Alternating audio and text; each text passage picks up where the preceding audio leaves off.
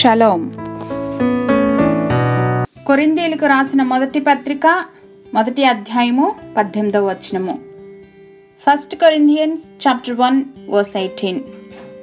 సిలువను గూర్చిన వార్త నశించుచున్న వారికి వెర్రితనము గాని రక్షింపబడుచున్న మనకు సిలువను గూర్చిన వార్త నశించుచున్న వారికి వెర్రితనము కానీ రక్షింపబడుచున్న మనకు దేవుని శక్తి.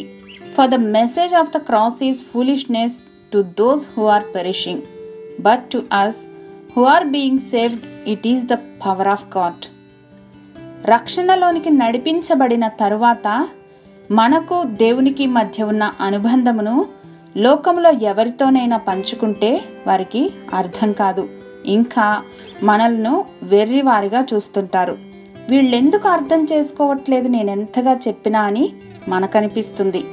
అయితే దేవునితో మన అనుబంధము విశ్వాసముపై ఆధారపడి ఉంది. అది లోపిస్తే వినేవారు తర్కవాదనను ముందుకు తెస్తారు. వారిలో విశ్వాసం లేదు కదా అని మనం అనుభవిస్తున్న సంతోషాన్ని, సిలువ సువార్తను పంచుకోకుండా ఉంటామా? లేదు. వినుట వలన విశ్వాసము పెరుగుతుంది.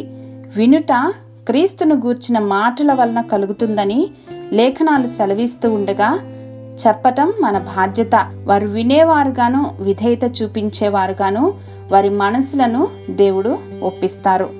దేవా, నశించిపోవచ్చున్న ఆత్మల భారమును కలిగి మీ ప్రేమను ఇతరులతో పంచుకోవటానికి మమ్మను మీ కృపతోనూ శక్తితోనూ నింపండి.